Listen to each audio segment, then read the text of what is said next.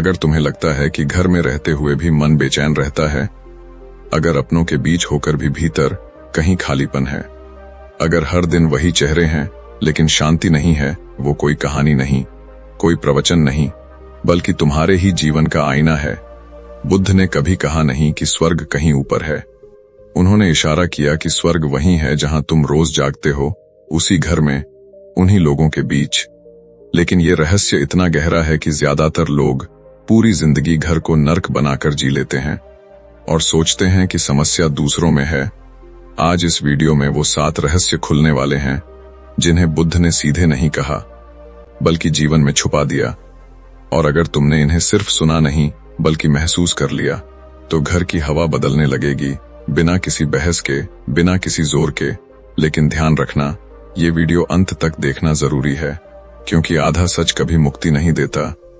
अगर ये बातें तुम्हारे दिल को छू रही हैं, तो इस चैनल लाइफ ऑफ बुडर विजडम को अभी सब्सक्राइब कर लो, क्योंकि यहाँ वीडियो सिर्फ देखे नहीं जाते, यहाँ अंदर कुछ बदलता है। वीडियो को लाइक करो ताकि ये ऊर्जा और लोगों तक पहुंचे। कमेंट में लिखो कि तुम्हें कौन सी बात सबसे ज्यादा छू गई, क्योंकि जब तुम लिखते हो तब तुम सच में जुड़ते हो। और इसे शेयर करो उन अपनों के साथ जिनके साथ तुम बिना बोले भी बहुत कुछ कहना चाहते हो, क्योंकि हो सकता है यही वीडियो किसी के लिए पहला कदम बन जाए, आज नहीं तो कभी। और याद रखना, अगर तुम यहां तक सुन रहे हो तो ये संयोग नहीं है, ये शुरुआत है, क्योंकि असली यात्रा अभी शुरू होने वाली है। ध्यान से सुनो, क्योंकि जो अभी तुम सुनने वाले हो वो किसी किताब में साफ शब्दों में नहीं लिखा, किसी मंदिर में पुजारी तुम्हें नहीं बताएगा, और किसी YouTube वीडियो में सीधे नहीं कहा गया।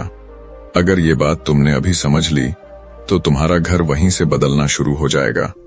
झगड़े बिना बोले कम होने लगेंगे, रिश्तों में जो ठंडापन है वो पिघलने लगेगा, और तुम्हें खुद भी समझ नहीं आएगा कि अंदर से शांति कैसे आने लगी। बुद्ध ने कभी स्वर्ग का वादा नहीं किया। उन्होंने कभी ये नहीं कहा कि ऊपर कहीं कोई जन्नत है।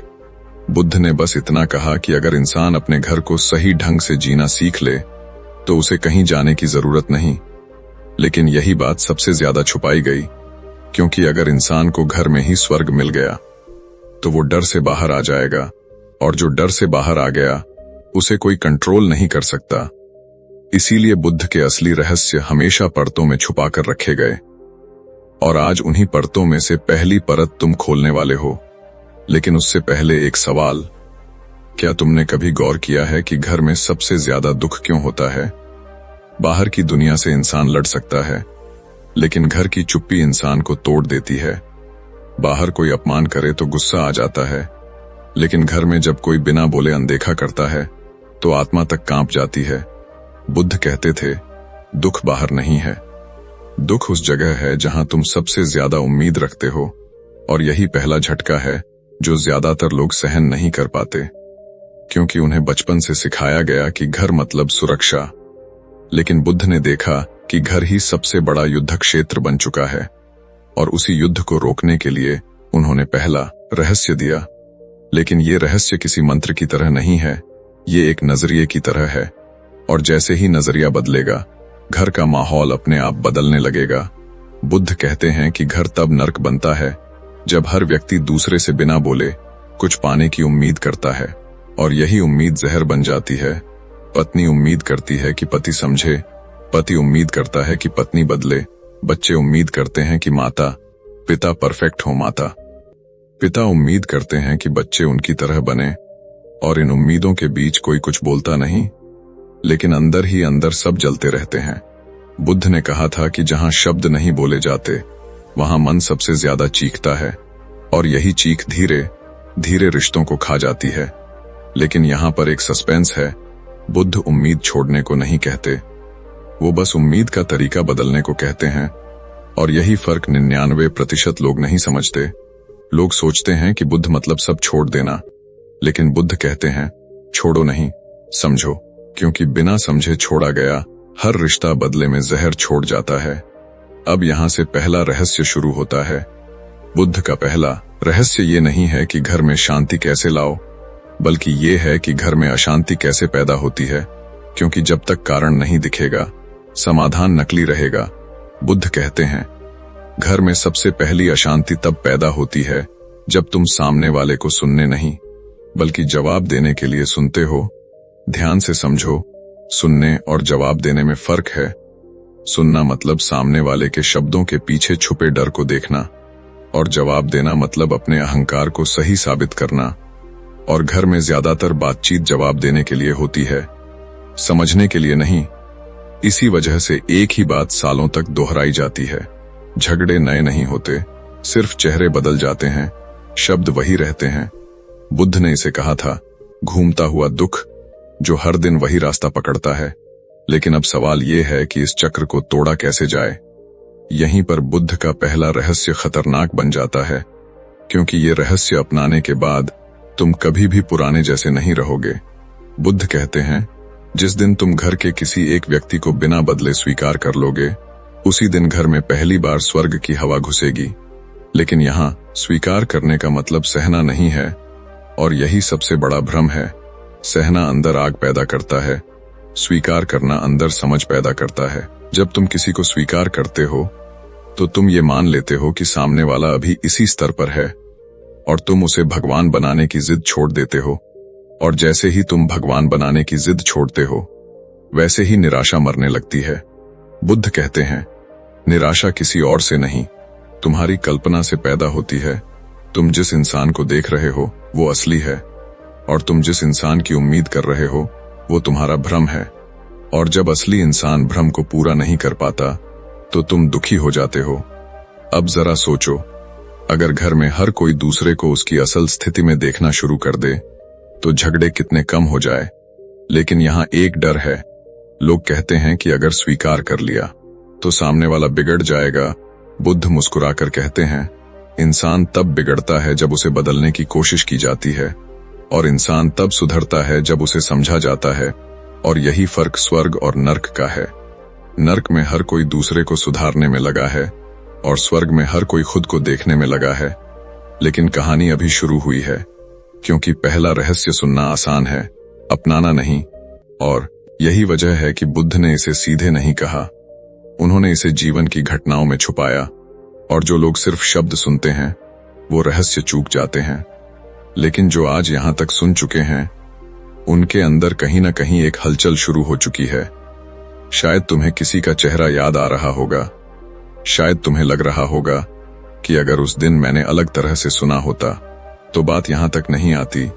यही एहसास पहला दरवाजा है, और बुद्ध कहते हैं, एहसास से बड़ा कोई गुरु नहीं। अब अगले भाग में हम उस दूसरे रहस्य की तरफ जाएंगे, जो बताएगा कि घर में रहने वाले लोग एक दूसरे के कर्म कैसे ढोते हैं, और क्यों कई बार बिना गलती के भी इंसान सजा भुगतता है। और जब ये रहस्य खुलेगा तो तुम अपने घर को कभी भी पुराने नजरिए से नहीं देख पाओगे, क्योंकि ये सिर्फ कहानी नहीं है, ये तुम्हारी ही जिंदगी का आईना है, और आईना टूटे नहीं। इसलिए अगले भाग को मिस मत करना, क्योंकि असली खेल अब शुरू होने वाला है। अब जो तुम सुनने वाले हो वो सुनने में भारी लगेगा, क्योंकि ये वो बात है जिसे इंसान सुनना नहीं चाहता। लेकिन यही वो सच है जो घर को नर्क से स्वर्ग की तरफ मोड़ देता है। बुद्ध कहते हैं, तुम जिस घर में रहते हो वो सिर्फ ईंट पत्थर नहीं है, वो एक चलता हुआ कर्म क्षेत्र है, जहां हर इंसान सिर्फ अपना नहीं बल्कि एक दूसरे का अधूरा कर्म भी ढो रहा है। और यहीं से सबसे बड़ा भ्रम पैदा होता है। इंसान सोचता है कि मैं अच्छा हूं, फिर भी मेरे साथ बुरा क्यों हो रहा है। मैं शांत हूं, फिर भी मेरे घर में अशांति क्यों है। बुद्ध मुस्कुराकर कहते हैं, क्योंकि तुम अकेले नहीं जी रहे, तुम कर्मों के जाल में जी रहे हो, और ये जाल बहुत सूक्ष्म है। इतना सूक्ष्म कि दिखता नहीं, लेकिन हर रोज असर करता है। घर में अचानक बिना वजह गुस्सा आ जाना, छोटी सी बात पर आंसू निकल आना, बिना कारण थकावट महसूस होना, ये सब सिर्फ मन की बातें नहीं हैं। ये उस कर्म का दबाव है जो किसी और का है, लेकिन तुम तक पहुंच गया है। बुद्ध ने इसे कहा था, साझा हुआ बोझ। लेकिन इस बोझ को समझे बिना लोग एक दूसरे को दोष देने लगते हैं। पति सोचता है पत्नी ही कारण है, पत्नी सोचती है सास ही कारण है, माता पिता सोचते हैं बच्चे बिगड़ गए हैं, और बच्चे सोचते हैं कि घर ही गलत है। लेकिन बुद्ध कहते हैं, घर गलत नहीं है, घर कर्मों की पाठशाला है, और हर इंसान को यहाँ कुछ न कुछ सीखने भेजा गया है। लेकिन सस्पेंस यहां से शुरू होता है, क्योंकि बुद्ध ये भी कहते हैं कि हर कर्म सब पर असर नहीं करता। कुछ लोग होते हैं जो पूरे घर का कर्म अपने ऊपर ले लेते हैं, और ज्यादातर घरों में ऐसा एक इंसान जरूर होता है जो बिना वजह दुख झेलता है, जो सबको संभालता है, लेकिन खुद अंदर से टूटता रहता है और लोग उसे कमजोर समझ लेते हैं। बुद्ध कहते हैं वो कमजोर नहीं होता, वो कर्म का धारक होता है, और ऐसे इंसान का जीवन सबसे कठिन होता है, क्योंकि वो अपनी नहीं दूसरों की गांठें भी खोल रहा होता है, लेकिन समाज ने उसे कभी समझा नहीं। उसे कहा गया एडजस्ट करो, सहन करो, चुप रहो, और यही सबसे बड़ी गलती होती है, क्योंकि बुद्ध सहन करने के खिलाफ थे। वो कहते थे जो सहता है वो अंदर जहर भरता है, और जो समझता है वो अंदर रोशनी जलाता है। अब यहां दूसरा रहस्य सामने आता है। बुद्ध कहते हैं अगर तुम घर को स्वर्ग बनाना चाहते हो तो सबसे पहले ये पहचानो कि कौन किसका कर्म ढो रहा है, और ये पहचान किसी ज्योतिष से नहीं होगी, ये पहचान होगी व्यवहार से। जिस इंसान पर बिना वजह आरोप लगते हैं, जो सफाई देता फिरता है, जो हर झगड़े में अंत में माफी मांग लेता है, वही इंसान सबसे ज्यादा कर्म उठा रहा होता है। और अगर उसे समय रहते समझ नहीं मिला तो वो या तो अंदर से मर जाएगा या एक दिन अचानक फट पड़ेगा, और तब घर में तूफान आ जाएगा। बुद्ध कहते हैं घर टूटते नहीं, कर्म विस्फोट से बिखरते हैं, और ये विस्फोट अचानक नहीं होता, ये सालों की अनसुनी बातों का नतीजा होता है। अब सवाल उठता है समाधान क्या है? क्या उस इंसान को घर छोड़ देना चाहिए? क्या उसे सबसे दूर हो जाना चाहिए? बुद्ध कहते हैं नहीं, भागना समाधान नहीं है, जागना समाधान है। और जागने का मतलब है कि तुम ये समझो कि हर भावनात्मक प्रतिक्रिया तुम्हारी नहीं है। कई बार तुम गुस्सा इसलिए नहीं होते कि तुम्हें चोट लगी, बल्कि इसलिए कि सामने वाला अपना अधूरा डर तुम्हारे ऊपर डाल रहा है, और जैसे ही तुम इसे पहचान लेते हो, प्रतिक्रिया टूटने लगती है। बुद्ध कहते हैं प्रतिक्रिया में जीने वाला इंसान कर्म का गुलाम होता है, और साक्षी भाव में जीने वाला इंसान कर्म का मुक्तिदाता होता है। अब इसे सरल भाषा में समझो। जब घर में कोई चिल्लाता है और तुम चुप रहकर अंदर जलते हो, तो तुम उसका कर्म अपने भीतर जमा कर रहे हो। लेकिन जब वही चिल्लाहट आए और तुम अंदर से देख सको कि ये उसका डर बोल रहा है, उसका दर्द बोल रहा है, तो कर्म वहीं रुक जाता है, वो तुम्हारे भीतर नहीं उतरता, और यहीं से घर का माहौल बदलने लगता है। क्योंकि कर्म को भोजन प्रतिक्रिया से मिलता है, और जैसे ही प्रतिक्रिया बंद होती है, कर्म भूखा पड़ने लगता है। बुद्ध कहते हैं कर्म को मारो मत, कर्म को खाना देना बंद करो। और ये बात इतनी गहरी है कि अगर इसे समझ लिया तो आधे झगड़े अपने आप मर जाए। लेकिन यहाँ एक और रहस्य छुपा है, और वो ये कि घर में सबसे ज्यादा पीड़ा वही इंसान सहता है जो सबसे ज्यादा जागरूक होने की क्षमता रखता है। इसलिए अगर तुम ये वीडियो देख रहे हो और तुम्हें लग रहा है कि ये बातें सीधी दिल पर लग रही हैं, तो इसका मतलब ये नहीं कि तुम कमजोर हो, इसका मतलब है कि तुम में देखने की ताकत है। और बुद्ध कहते हैं देखने वाला ही बदल सकता है, अंधा सिर्फ टकरा सकता है। अब अगले भाग में हम तीसरे रहस्य की तरफ जाएंगे, जहां बुद्ध बताएंगे कि घर में बोला गया एक शब्द कैसे आने वाले कई जन्मों का वातावरण तय कर देता है, और कैसे एक गलत वाक्य पूरे परिवार को पीढ़ियों तक बांध सकता है। अगर तुमने अब तक ध्यान से सुना है तो आगे जो आने वाला है वो तुम्हें भीतर तक हिला देगा, क्योंकि ये सिर्फ दर्शन नहीं है, ये घर के अंदर छुपा विज्ञान है, और यही विज्ञान घर को स्वर्ग बनाने की असली कुंजी है। अब जो रहस्य खुलने वाला है वो इतना सूक्ष्म है कि इंसान इसे रोज करता है लेकिन कभी देख नहीं पाता, और यही वजह है कि घर एक पीढ़ी से दूसरी पीढ़ी तक वही दुख दोहराता रहता है। बुद्ध कहते हैं इंसान अपने कर्म से नहीं, अपने बोले हुए शब्दों से ज्यादा बंधा होता है, क्योंकि कर्म तो एक समय बाद खत्म हो जाता है, लेकिन शब्द चेतना में बीज की तरह गिर जाता है और पीढ़ियों तक फल देता रहता है। अब जरा अपने घर को याद करो, बचपन में सुने हुए कुछ वाक्य आज भी कानों में गूंजते होंगे, तुम कुछ बन नहीं पाओगे, तुम हमेशा ऐसे ही रहोगे, हमारे घर में सुख लिखा ही नहीं है, हमारे भाग्य में संघर्ष है। बुद्ध कहते हैं ये वाक्य नहीं है, ये भविष्य की स्क्रिप्ट हैं, और जब ये स्क्रिप्ट घर में बार बार दोहराई जाती है तो बच्चे उसे सच मानकर जीने लगते हैं। और यहीं से तीसरा रहस्य शुरू होता है। बुद्ध कहते हैं, घर में बोला गया हर शब्द सिर्फ सामने वाले को नहीं, पूरे घर की चेतना को छूता है। इसलिए घर में कही गई नकारात्मक बात हवा में नहीं जाती, वो दीवारों में बस जाती है, और फिर वही दीवारें हर दिन वही भावना लौटाती हैं। यही कारण है कि कुछ घरों में घुसते ही भारीपन महसूस होता है और कुछ घरों में बिना वजह सुकून मिलता है। बुद्ध कहते हैं, घर पत्थर का नहीं, स्मृति का बना होता है, और स्मृति शब्दों से बनती है। अब यहां सस्पेंस और गहरा होता है, क्योंकि बुद्ध ये भी कहते हैं कि सबसे ज्यादा जहरीले शब्द गुस्से में नहीं बोले जाते, बल्कि मजाक में बोले जाते हैं, ताने में बोले जाते हैं, हल्की हंसी के साथ बोले जाते हैं, क्योंकि गुस्से के शब्द तो सामने वाला पहचान लेता है, लेकिन मजाक के शब्द सीधे अवचेतन में उतर जाते हैं, और वही अवचेतन एक दिन जीवन की दिशा तय करता है। माता पिता कहते हैं, हम तो मजाक कर रहे थे, लेकिन बुद्ध कहते हैं, मन मजाक नहीं समझता, मन सिर्फ संदेश समझता है, और जो संदेश बार बार मिले वही सत्य बन जाता है। अब तीसरा रहस्य ये है कि अगर तुम घर को स्वर्ग बनाना चाहते हो तो तुम्हें शब्दों से पहले मौन को समझना होगा। बुद्ध कहते हैं, मौन खाली नहीं होता, मौन सबसे शक्तिशाली भाषा है, लेकिन लोग मौन को सजा बना लेते हैं।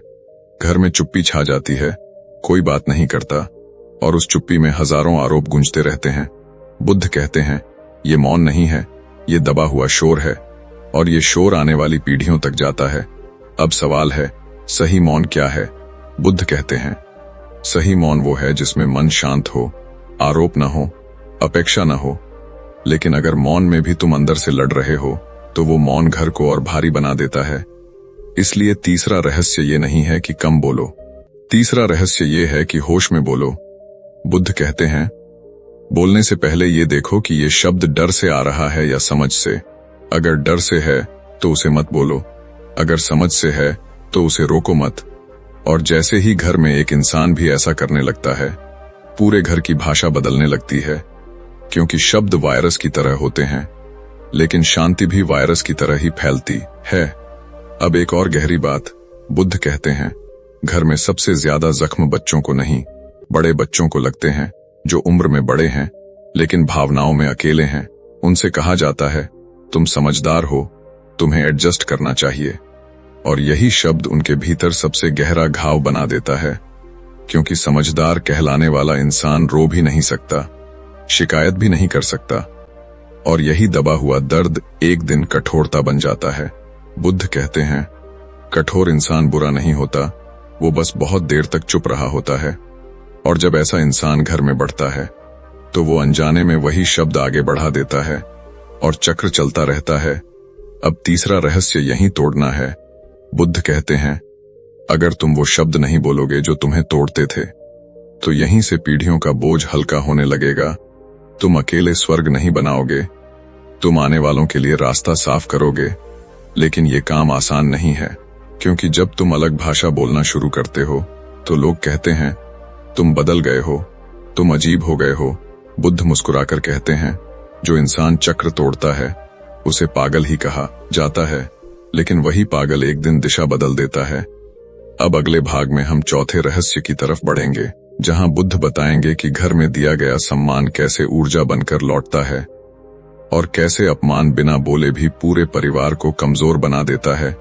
अगर तुम यहां तक पहुंचे हो तो समझ लो, ये सिर्फ वीडियो नहीं है, ये तुम्हारे घर की अदृश्य कहानी है, और कहानी अभी आधी भी नहीं खुली है। असली मोड़ अब आने वाला है। अब जो रहस्य खुलेगा वो बाहर से बहुत साधारण लगेगा, लेकिन इसके असर से पूरा घर या तो खिल उठता है या धीरे धीरे अंदर से मरने लगता है। बुद्ध कहते हैं, घर में सबसे ज्यादा लड़ाई पैसे पर नहीं होती, जिम्मेदारी पर नहीं होती, बल्कि अदृश्य सम्मान पर होती है। इंसान खाना कम मिलने पर भी जी सकता है, सुविधाएं कम होने पर भी निभा सकता है, लेकिन सम्मान की कमी आत्मा को तोड़ देती है। और यही कारण है कि कई घर बाहर से ठीक दिखते हैं, लेकिन अंदर से सड़े होते हैं। बुद्ध कहते हैं, सम्मान मांगा नहीं जाता, सम्मान महसूस किया जाता है, और जहां सम्मान महसूस नहीं होता वहां प्रेम भी नकली हो जाता है। अब यहां सस्पेंस शुरू होता है, क्योंकि ज्यादातर लोग सोचते हैं कि सम्मान मतलब बड़े बड़े शब्द, तारीफ, लेकिन बुद्ध कहते हैं, सम्मान शब्दों से नहीं, व्यवहार की सूक्ष्मता से प्रकट होता है। किसी की बात काट देना, उसकी उपस्थिति को हल्के में लेना, उसकी थकान को न देखना, ये सब अपमान के वो रूप हैं जिन्हें लोग पहचानते नहीं, लेकिन मन हर बार दर्ज करता है। बुद्ध कहते हैं, मन अदालत है, वहां हर हरकत का हिसाब लिखा जाता है, और जब हिसाब भर जाता है तब प्रेम भी बोझ लगने लगता है। अब चौथा रहस्य ये है कि घर में जो इंसान सबसे ज्यादा खामोश है, उसे सबसे ज्यादा सम्मान की जरूरत होती है, क्योंकि जो चुप है वो मांगता नहीं, और जो मांगता नहीं उसे लोग भूल जाते हैं। बुद्ध कहते हैं, घर में ज्यादातर आत्माएं आवाज नहीं, नजर चाहती हैं। कोई ये देख ले कि मैं भी यहां हूं, मेरी भी एक जगह है, और जैसे ही ये नजर मिल जाती है, आधा दुख वहीं पिघल जाता है। लेकिन लोग उल्टा करते हैं, वो उसी को सम्मान देते हैं जो बोलता है, जो लड़ता है, जो मांग करता है, और जो सहता है उसे स्वाभाविक मान लेते हैं। बुद्ध कहते हैं, यही सबसे बड़ा अन्याय है, क्योंकि सहने वाला इंसान ही सबसे ज्यादा टूटता है। अब यहाँ एक गहरी बात, बुद्ध कहते हैं, अपमान हमेशा शब्दों से नहीं आता, कई बार अपमान तुलना से आता है। तुम्हारा भाई तो ऐसा है, फलाने के बच्चे तो ऐसे हैं। ये वाक्य सुनने में सामान्य लगते हैं, लेकिन ये तुलना मन में एक धीमा जहर घोल देती है, क्योंकि तुलना इंसान को उसके अस्तित्व से अलग कर देती है। बुद्ध कहते हैं, तुलना करना मतलब किसी को उसके होने के अधिकार से वंचित करना, और जब इंसान अपने होने पर ही शर्मिंदा हो जाए तो घर उसके लिए कैद बन जाता है। अब समाधान क्या है? बुद्ध कहते हैं, सम्मान देने के लिए कुछ करना नहीं पड़ता, सिर्फ रुकना पड़ता है। सामने वाले की बात पूरी सुनने के लिए रुकना, उसकी थकान देखने के लिए रुकना, उसके प्रयास को नोटिस करने के लिए रुकना, यही रुकना सम्मान है। और जैसे ही घर में एक इंसान भी ऐसा करने लगता है, घर की ऊर्जा बदलने लगती है, क्योंकि सम्मान ऊर्जा है, और ऊर्जा दिखाई नहीं देती, लेकिन उसका असर हर जगह होता है। बुद्ध कहते हैं, जहां सम्मान होता है वहां आदेश की जरूरत नहीं पड़ती, और जहां सम्मान नहीं होता वहां नियम भी काम नहीं करते। अब चौथे रहस्य का सबसे खतरनाक हिस्सा सुनो। बुद्ध कहते हैं, बच्चे वही सम्मान आगे बढ़ाते हैं जो उन्होंने देखा होता है। अगर घर में मां को हल्का लिया गया तो बच्चा अनजाने में वही भाषा सीखेगा। अगर पिता को हमेशा गलत ठहराया गया तो वही पैटर्न आगे जाएगा, और लोग कहते रहेंगे, नई पीढ़ी बिगड़ गई। लेकिन बुद्ध कहते हैं, पीढ़ी नहीं बिगड़ती, वातावरण दोहराया जाता है। और यहीं से चौथा रहस्य एक जिम्मेदारी बन जाता है, क्योंकि अगर तुम आज सम्मान बदल दोगे तो आने वाली पीढ़ी को सुधारने की जरूरत नहीं पड़ेगी। अब अगले भाग में हम पांचवें रहस्य की तरफ बढ़ेंगे, जहां बुद्ध बताएंगे कि घर में समय कैसे ऊर्जा बनता है, और कैसे साथ रहते हुए भी लोग एक दूसरे से दूर हो जाते हैं। अगर तुम यहां तक टिके हो तो समझ लो, तुम सिर्फ सुन नहीं रहे, तुम धीरे धीरे बदल रहे हो, और यही बदलाव घर को स्वर्ग की तरफ ले जाता है। असली गहराई अभी बाकी है। अब जो बात सामने आने वाली है वो सुनने में बेहद सामान्य लगेगी, लेकिन यही वो बिंदु है जहां ज्यादातर घर चुपचाप बिखर जाते हैं।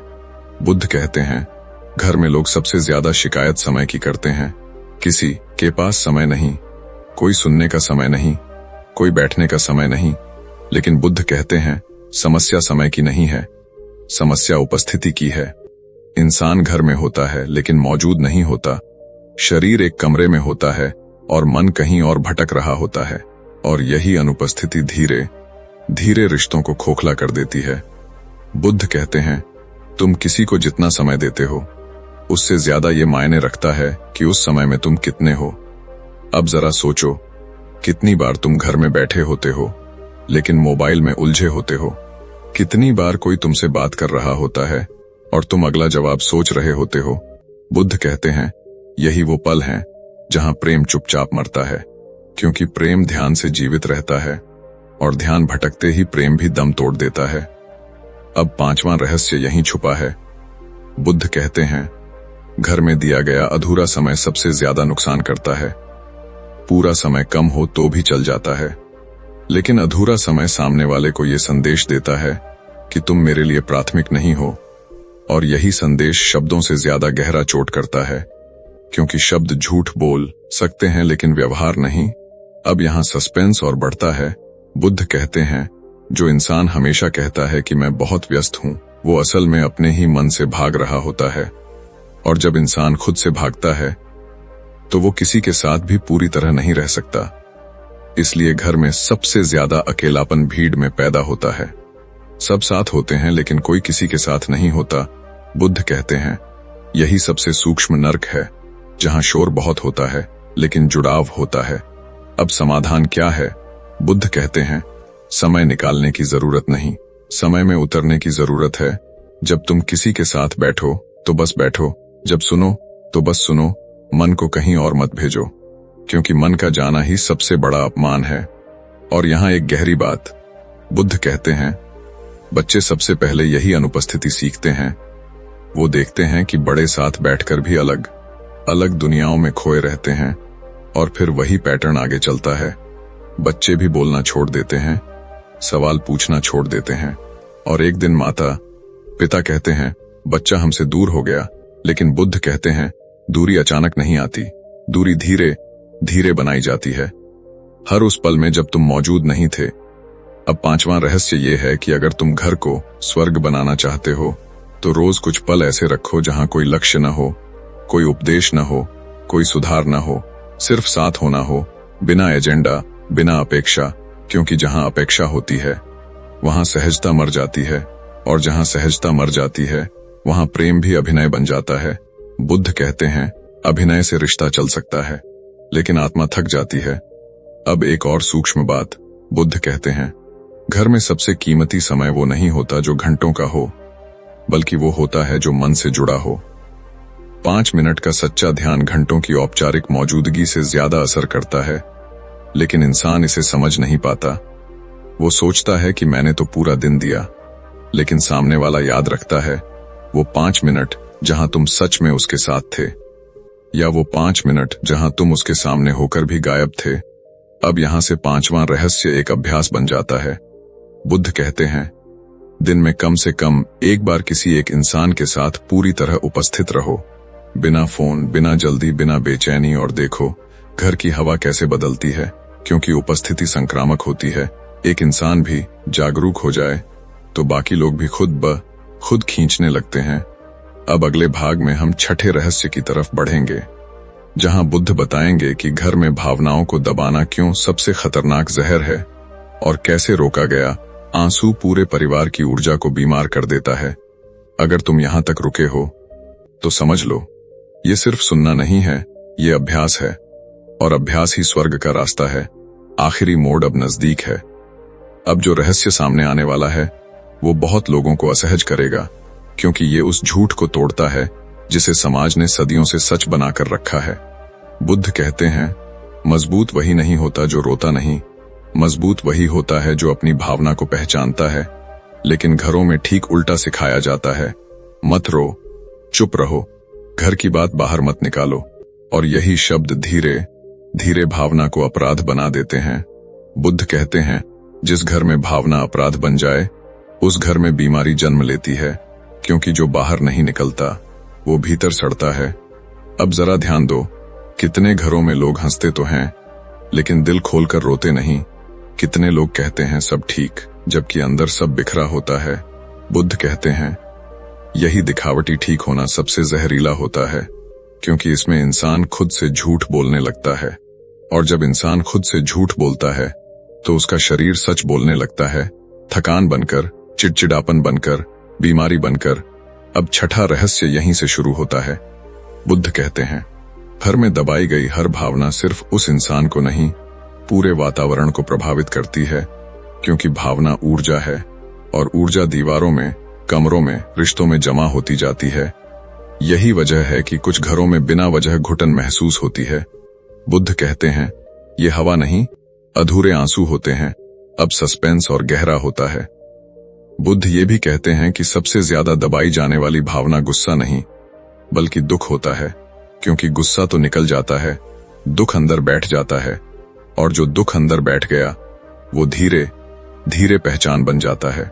इंसान कहने लगता है मैं ही ऐसा हूं, मेरी जिंदगी ही ऐसी है, और यही वाक्य आत्मा पर ताला लगा देते हैं।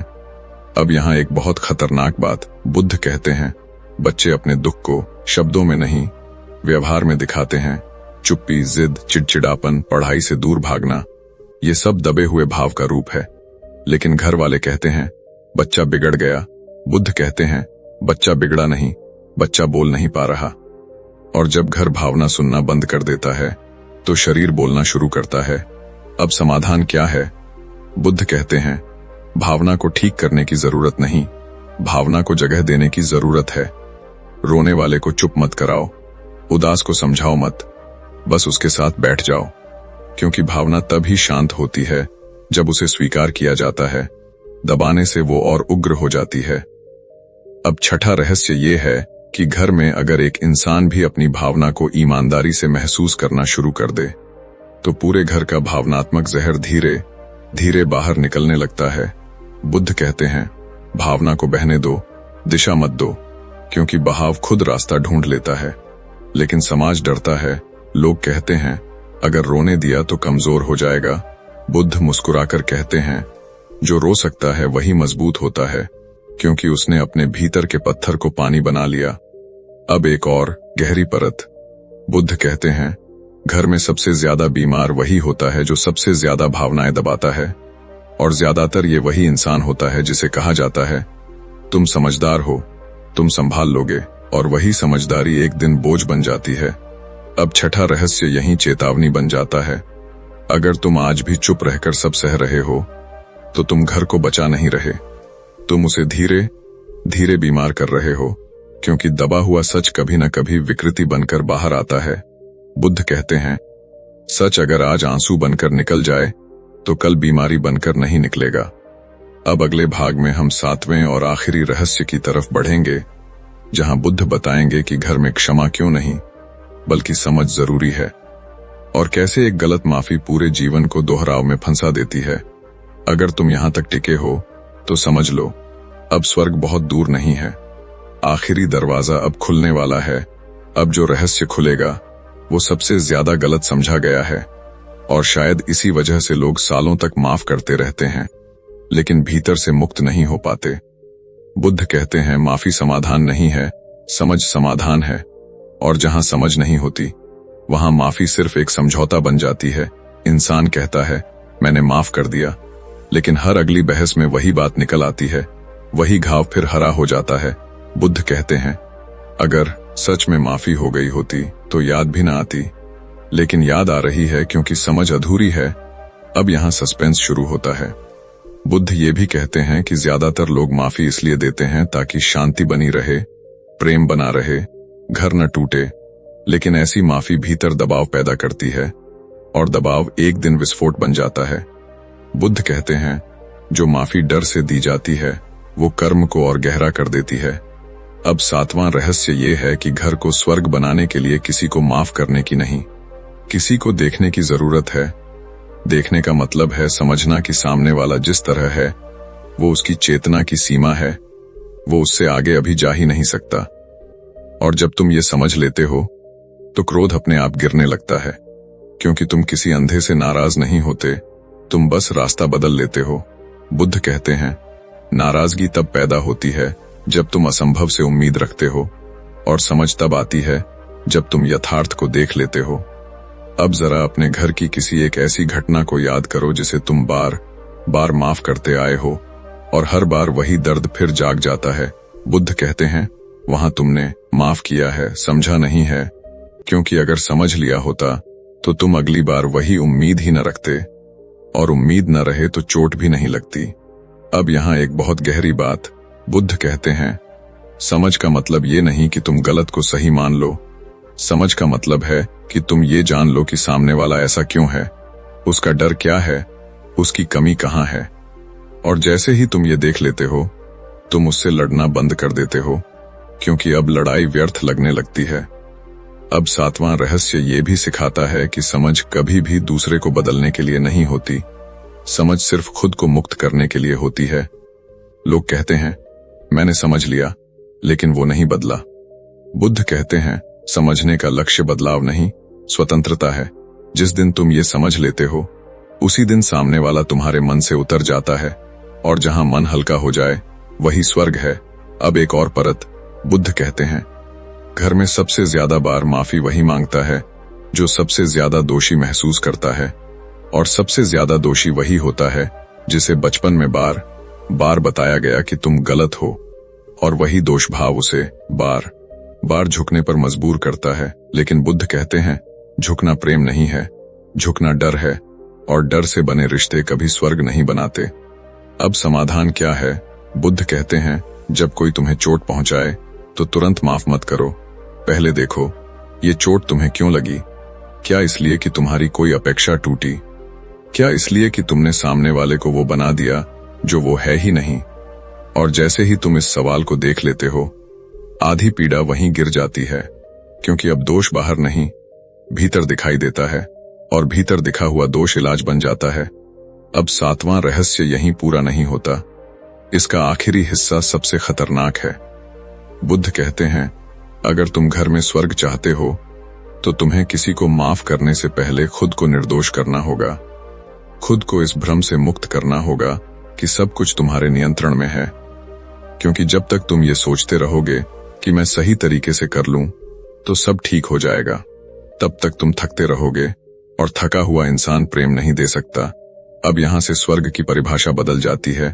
बुद्ध कहते हैं, स्वर्ग वो जगह नहीं जहां सब अच्छे हों, स्वर्ग वो स्थिति है जहां तुम किसी से लड़ नहीं रहे, किसी से उम्मीद नहीं कर रहे, किसी को बदलने की जिद नहीं कर रहे।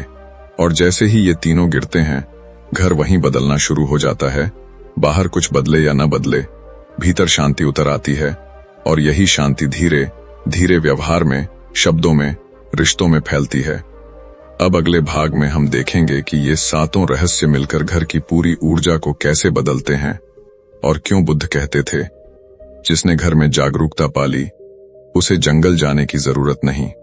अगर तुम यहां तक पहुंचे हो तो समझ लो तुम स्वर्ग के बहुत करीब हो। आखिरी रूपांतरण अब बाकी है। अब जो तुम सुनने वाले हो वो किसी एक रहस्य से जुड़ा नहीं है, बल्कि उन 7 रहस्यों का मिलन है। और यहीं ज्यादातर लोग चूक जाते हैं, क्योंकि इंसान अलग अलग बातों को तो सुन लेता है, लेकिन उन्हें जोड़कर नहीं देख पाता। बुद्ध कहते हैं, सत्य टुकड़ों में नहीं बदलता, इंसान की समझ टुकड़ों में बंटी होती है, और जब तक ये टुकड़े जुड़ते नहीं तब तक परिवर्तन अधूरा रहता है। अब जरा ध्यान से समझो। पहला रहस्य था स्वीकार, दूसरा था कर्म का बोझ, तीसरा था शब्द, चौथा था सम्मान, 5वां था उपस्थिति, छठा था भावना, और 7वां था समझ। ये 7 अलग अलग बातें नहीं हैं, ये एक ही प्रवाह की 7 परतें हैं, और जब घर में इनका प्रवाह शुरू होता है तो घर की ऊर्जा बदल जाती है। बिना किसी मंत्र के, बिना किसी पूजा के, बिना किसी बाहरी प्रयास के। बुद्ध कहते हैं, ऊर्जा बाहर से नहीं लाई जाती, ऊर्जा भीतर से मुक्त की जाती है। और घर की ऊर्जा इसलिए भारी होती है क्योंकि भीतर बहुत कुछ बंधा हुआ होता है। अब 8वां भाग यहीं से शुरू होता है। बुद्ध कहते हैं, जब एक इंसान भी इन 7 रहस्यों को जीना शुरू करता है तो वो पूरे घर का ऊर्जा केंद्र बन जाता है। लोग सोचते हैं कि सब बदलेंगे तब घर बदलेगा, लेकिन बुद्ध कहते हैं, एक दीपक ही अंधेरे को चुनौती देता है, भीड़ नहीं। और यही सबसे बड़ा भ्रम टूटता है। तुम अकेले भी शुरुआत कर सकते हो, बिना किसी को बताए, बिना किसी को समझाए, बिना किसी को बदले। अब यहाँ सस्पेंस गहरा होता है, क्योंकि बुद्ध कहते हैं, जैसे ही तुम स्वीकार करते हो, कर्म का बोझ हल्का होता है। जैसे ही कर्म का बोझ हल्का होता है, शब्द अपने आप बदलते हैं। जैसे ही शब्द बदलते हैं, सम्मान पैदा होता है। सम्मान से उपस्थिति आती है, उपस्थिति से भावना बहने लगती है, और भावना बहते ही समझ जन्म लेती है। और जहां समझ आ गई वहीं स्वर्ग उतर आता है। ये कोई क्रम नहीं है, ये एक चक्र है, और ये चक्र अगर एक जगह से भी घूमने लगे तो पूरा घूम जाता है। अब यहाँ एक बहुत सूक्ष्म बात, बुद्ध कहते हैं, घर की ऊर्जा कभी स्थिर नहीं होती, वो या तो ऊपर जा रही होती है या नीचे गिर रही होती है, बीच में कुछ नहीं होता। और ये ऊर्जा छोटी छोटी बातों से तय होती है, जैसे सुबह का पहला शब्द, शाम का आखिरी व्यवहार। थके हुए चेहरे को देखकर अनदेखा करना या ठहर जाना, ये छोटे निर्णय ही घर की दिशा तय करते हैं, लेकिन इंसान इन्हें छोटा समझकर नजरअंदाज कर देता है। बुद्ध कहते हैं, जो छोटा दिखता है वही सबसे शक्तिशाली होता है। अब 8वां रहस्य ये है कि घर को स्वर्ग बनाने के लिए किसी बड़े बदलाव की जरूरत नहीं, बल्कि रोज की एक छोटी जागरूकता की जरूरत है। और ये जागरूकता कोई तनाव नहीं है, ये एक देखने की कला है, देखने की कि इस पल मैं क्या कर रहा हूं। मैं प्रतिक्रिया दे रहा हूं या समझ से जवाब दे रहा हूं, मैं भाग रहा हूं या उपस्थित हूं, मैं दबा रहा हूं या बहने दे रहा हूं। जैसे ही ये सवाल भीतर उठने लगते हैं, इंसान बदलने लगता है, बिना कोशिश के। बुद्ध कहते हैं, जागरूकता कोशिश नहीं है, जागरूकता प्रकाश है, और प्रकाश आते ही अंधेरा भाग जाता है। अब एक और गहरी बात, बुद्ध कहते हैं, बहुत से लोग सोचते हैं कि ये सब करने से मैं अकेला पड़ जाऊंगा, लोग मुझे अजीब समझेंगे, घर वाले बदलेंगे नहीं। लेकिन बुद्ध कहते हैं, शुरुआत में अकेलापन आता है क्योंकि तुम पुराने खेल से बाहर निकल रहे होते हो, लेकिन थोड़े समय बाद वही लोग तुम्हारी ओर खींचने लगते हैं, क्योंकि शांति चुंबक होती है और अशांति खुद ही थक जाती है। अब 8वां भाग यही चेतावनी भी देता है। बुद्ध कहते हैं, अगर तुम इन रहस्यों को सिर्फ दूसरों पर लागू करोगे तो घर और बिगड़ेगा, क्योंकि ज्ञान जब अहंकार बन जाता है तो वो जहर बन जाता है। ये रहस्य जीने के लिए हैं, जताने के लिए नहीं। अगर तुम कहोगे कि बुद्ध ने कहा है ऐसा होना चाहिए, तो तुम फिर वही गलती कर रहे हो, बदलने की जिद। लेकिन अगर तुम चुपचाप बदल जाओगे तो बिना बोले संदेश चला जाएगा। अब जरा सोचो, अगर घर में एक इंसान ऐसा हो जाए जो आरोप न लगाए, जो शब्दों में होश रखे, जो भावना को जगह दे, जो सम्मान दे, जो उपस्थित रहे, जो समझ से देखे, तो क्या बाकी लोग हमेशा वैसे ही रह पाएंगे? बुद्ध कहते हैं, नहीं, क्योंकि ऊर्जा संवाद करती है शब्दों से पहले, और यही वजह है कि कुछ लोग बिना बोले ही माहौल बदल देते हैं। अब 8वां भाग यहीं से स्वर्ग की परिभाषा को और साफ करता है। बुद्ध कहते हैं, स्वर्ग कोई स्थायी स्थिति नहीं है, स्वर्ग एक प्रवाह है जो हर दिन बनता और बिगड़ता है, और जो इंसान इसे पकड़कर रखने की कोशिश करता है वो उसे खो देता है। लेकिन जो इंसान इसे जीता है वो हर दिन नया स्वर्ग देखता है। अब अगले भाग में हम 9वें रहस्य की तरह दिखने वाली उस गलत फहमी को तोड़ेंगे। जो लोगों को लगता है कि सब समझ लेने के बाद अब जीवन शांत हो जाएगा, बुद्ध बताएंगे कि जागरूक जीवन में भी संघर्ष क्यों आता है, और वही संघर्ष स्वर्ग की सबसे बड़ी पहचान क्यों है। अगर तुम यहां तक टिके हो तो समझ लो, तुम सिर्फ सुन नहीं रहे, तुम एक नए जीवन की तैयारी कर रहे हो, और अब पीछे लौटना आसान नहीं रहेगा। अब यहां आकर ज्यादातर लोग एक बहुत बड़ी गलतफहमी पाल लेते हैं। लोग सोचते हैं कि अगर सब समझ लिया, अगर 7 रहस्य जी लिए, अगर घर की ऊर्जा बदल गई, तो अब जीवन में संघर्ष नहीं आएगा, अब सब शांत रहेगा, अब कोई टकराव नहीं होगा। लेकिन बुद्ध यहां सबसे बड़ा झटका देते हैं। बुद्ध कहते हैं, जहां संघर्ष नहीं है वहां जीवन नहीं है, और जहां जीवन नहीं है वहां स्वर्ग भी नहीं है, क्योंकि स्वर्ग शांति नहीं है, स्वर्ग जागरूकता है, और जागरूकता में संघर्ष आता है, लेकिन वो संघर्ष तोड़ता नहीं, तराशता है। अब इस बात को बहुत ध्यान से समझो। पहले जब घर में झगड़ा होता था तो वो अहंकार से होता था, आरोप से होता था, पुराने घावों से होता था, और उस झगड़े के बाद भारीपन, दूरी और कड़वाहट बचती थी। लेकिन जब जागरूकता आती है तब भी मतभेद होते हैं, तब भी असहमति होती है, लेकिन उसके बाद स्पष्टता आती है, हल्कापन आता है, और यही फर्क स्वर्ग और नर्क का है। बुद्ध कहते हैं, नर्क में संघर्ष के बाद दीवारें बनती हैं और स्वर्ग में संघर्ष के बाद पुल बनते हैं। अब 9वां रहस्य यहीं से शुरू होता है। बुद्ध कहते हैं, अगर तुम जागरूक जीवन जीने लगोगे तो शुरुआत में संघर्ष बढ़ेगा, क्योंकि अब तुम झूठ में समझौता नहीं कर रहे, अब तुम चुप रहकर खुद को नहीं दबा रहे, और ये बदलाव उन लोगों को असहज करेगा जो पुराने पैटर्न में सुरक्षित महसूस करते थे, और तब वो कहेंगे, पहले तो सब ठीक था, अब तुम बदल गए हो, अब घर में शांति नहीं रही। बुद्ध कहते हैं, ये अंतिम परीक्षा है, क्योंकि पुरानी शांति कब्रिस्तान की शांति थी, जहां सब दबा हुआ था, और नई अशांति जन्म की पीड़ा है, जहां कुछ नया आकार ले रहा है। अब यहां बहुत गहरी बात, बुद्ध कहते हैं, जो इंसान जागरूक हो जाता है वो संघर्ष से डरता नहीं, लेकिन वो संघर्ष को बढ़ाता भी नहीं, वो बस सच्चा रहता है, और सच्चाई हमेशा शुरुआत में चुभती है, क्योंकि झूठ मुलायम होता है, लेकिन झूठ लंबे समय में जहर बन जाता है, और सच शुरुआत में कड़वा होता है, लेकिन सच लंबे समय में औषधि बन जाता है। अब 9वां रहस्य ये है कि घर को स्वर्ग बनाने के लिए हर समय मीठा होना जरूरी नहीं, बल्कि हर समय सच्चा होना जरूरी है। लेकिन सच्चाई का मतलब कठोरता नहीं है। सच्चाई का मतलब है स्पष्टता, बिना आरोप, बिना अपमान, बिना चोट पहुंचाने की नीयत। बुद्ध कहते हैं, जो सच दूसरे को नीचा दिखाने के लिए बोला जाए वो सच नहीं, अहंकार है। और जो सच खुद को छुपाने के लिए रोका जाए वो भी सच नहीं, वो डर है। अब इस संतुलन को साधना ही 9वां रहस्य है। अब जरा अपने घर को देखो, कितनी बातें हैं जो सिर्फ इसलिए नहीं कही जाती क्योंकि झगड़ा होगा, और कितनी बातें हैं जो सिर्फ इसलिए कही जाती हैं ताकि सामने वाला चुप हो जाए।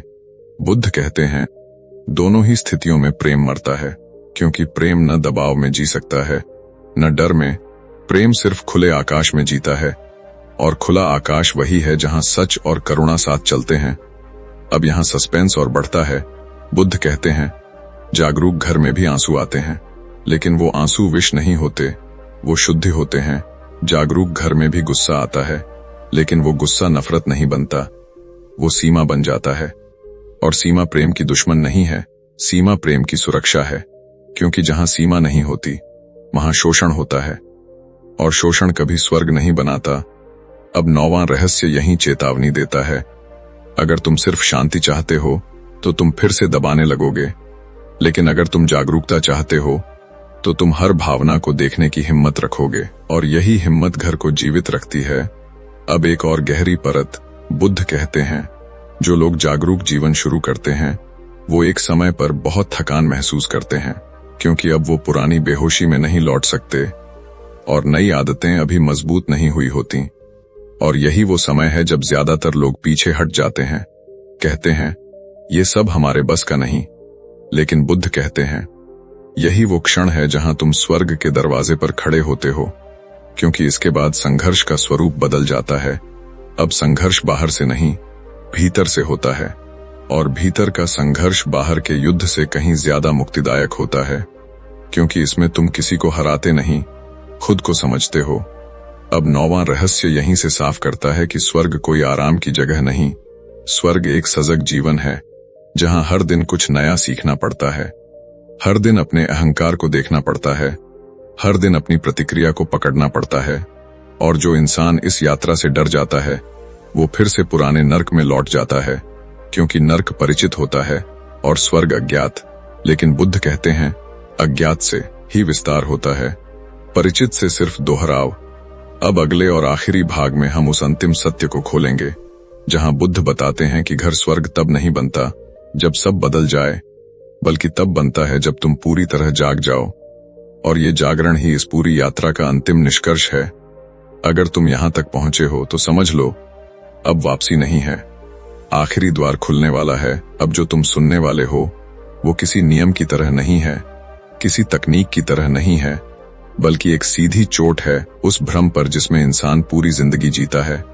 बुद्ध कहते हैं, लोग सोचते हैं कि घर तब स्वर्ग बनेगा जब पति बदल जाएगा, पत्नी समझदार हो जाएगी, बच्चे सुधर जाएंगे, हालात सही हो जाएंगे, पैसा आ जाएगा। लेकिन यही सबसे बड़ा धोखा है, क्योंकि ये सोच इंसान को हमेशा भविष्य में टांग देती है, और जो इंसान भविष्य में जीता है वो वर्तमान में कभी घर नहीं बना पाता। बुद्ध कहते हैं, स्वर्ग कोई उपलब्धि नहीं है, स्वर्ग एक जागी हुई स्थिति है, और जैसे ही इंसान जागता है घर वही बदल जाता है, बिना किसी बाहरी परिवर्तन के। अब इस बात को बहुत ध्यान से समझो, पूरे 9 भागों में जो कुछ भी कहा गया वो घर बदलने की तकनीक नहीं थी, वो तुम्हें बदलने की प्रक्रिया थी। क्योंकि बुद्ध साफ कहते हैं, घर की समस्या लोग नहीं होते, समस्या बेहोशी होती है, और जब बेहोशी हटती है तो वही लोग, वही घर, वही परिस्थितियां बिल्कुल अलग दिखाई देने लगती हैं। अब अंतिम रहस्य यहीं से शुरू होता है। बुद्ध कहते हैं, तुम जिस दिन ये देख लोगे कि घर में जो कुछ हो रहा है वो तुम्हें जगाने के लिए हो रहा है, उसी दिन शिकायत समाप्त हो जाएगी, क्योंकि तब हर टकराव एक शिक्षक बन जाएगा, हर दर्द एक संकेत बन जाएगा, और हर मुश्किल एक अवसर। बुद्ध कहते हैं, दुख इसलिए नहीं आता कि जीवन क्रूर है, दुख इसलिए आता है क्योंकि तुम सोए हुए हो और नींद में हर हलचल शोर लगती है, लेकिन जागने पर वही हलचल संगीत बन जाती है। अब जरा सोचो, अगर घर में कोई तुम्हें बार बार चिढ़ा रहा है, बार बार चोट पहुंचा रहा है, तो बुद्ध कहते हैं, वो तुम्हारा शत्रु नहीं है, वो तुम्हारा अलार्म है। वो उस जगह को छू रहा है जहां तुम अभी भी अटके हुए हो, जहां तुम्हारा अहंकार, तुम्हारी अपेक्षा, तुम्हारा डर छुपा बैठा है। और जब तक वो जगह साफ नहीं होगी, तब तक अलग अलग चेहरे आकर वही काम करते रहेंगे। बुद्ध कहते हैं, जीवन में चेहरे बदलते हैं, पाठ नहीं बदलता जब तक तुम सीख न लो। और यही अंतिम रहस्य है। घर में जो भी सबसे कठिन इंसान है, वही तुम्हारा सबसे बड़ा गुरु है। लेकिन ये बात सुनना सबसे कठिन है, क्योंकि अहंकार गुरु बनना चाहता है, शिष्य नहीं। अहंकार सही होना चाहता है, जागरूक नहीं। अब अंतिम परत खोलो। बुद्ध कहते हैं, जागना मतलब ये नहीं कि तुम कभी गुस्सा नहीं करोगे, कभी दुखी नहीं होगे, कभी थकोगे नहीं। जागना मतलब है कि तुम हर भावना को पहचान लोगे, उससे भागोगे नहीं, उसे दोष नहीं बनाओगे, उसे कहानी नहीं बनाओगे, बस देखोगे। और जैसे ही देखने की आदत पड़ जाती है, भावना अपना काम करके चली जाती है। वो तुम्हारे भीतर घर नहीं बना पाती। अब यहां से स्वर्ग की असली परिभाषा आती है। बुद्ध कहते हैं, स्वर्ग वो जगह नहीं जहां कोई तुम्हें चोट न पहुंचा सके। स्वर्ग वो स्थिति है जहां चोट भीतर तक नहीं जाती, क्योंकि भीतर कोई पकड़ नहीं होती। और जब भीतर पकड़ नहीं होती, तो बाहर की दुनिया अपनी शक्ति खो देती है। अब जरा अपने घर की कल्पना करो, वही लोग, वही कमरे, वही आवाजें, वही समस्याएं, लेकिन तुम अलग हो। तुम प्रतिक्रिया नहीं दे रहे, तुम देख रहे हो, तुम सुन रहे हो, तुम मौजूद हो, तुम भाग नहीं रहे, तुम दबा नहीं रहे, तुम बदलने की कोशिश नहीं कर रहे, तुम बस सच में हो। बुद्ध कहते हैं, जिस दिन तुम ऐसे घर में प्रवेश करते हो, उसी दिन घर मंदिर बन जाता है, बिना मूर्ति के, बिना मंत्र के, बिना धूप के, क्योंकि जागरूकता ही सबसे बड़ा पूजा है। अब अंतिम चेतावनी। बुद्ध कहते हैं, इस ज्ञान को पकड़कर मत बैठ जाना, इसे पहचान बनाकर मत चलना। मत कहना कि मैं जाग गया हूं, क्योंकि जिस दिन तुमने ये कहा, उसी दिन तुम फिर सो गए। जागरूकता कभी दावा नहीं करती, वो हर दिन ताजा होती है, हर दिन सजग होती है, हर दिन सीखने को तैयार होती है। और यही विनम्रता स्वर्ग की आखिरी शर्त है। अब इस पूरी यात्रा का निष्कर्ष सिर्फ इतना है, घर को स्वर्ग बनाने के लिए किसी को बदलने की जरूरत नहीं, किसी को सुधारने की जरूरत नहीं, किसी को साबित करने की जरूरत नहीं। सिर्फ एक इंसान को पूरी तरह जागने की जरूरत है, और वो इंसान तुम हो। क्योंकि बुद्ध कहते हैं, जब एक दिया जलता है तो अंधेरे से अनुमति नहीं मांगता, वो बस जलता है और अंधेरा अपने आप मिट जाता है।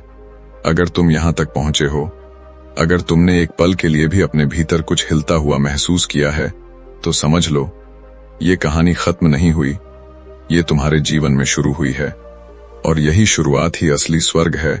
अगर तुम यहां तक पहुंचे हो, तो समझ लो ये वीडियो सिर्फ देखा नहीं गया, ये भीतर कहीं उतर चुका है।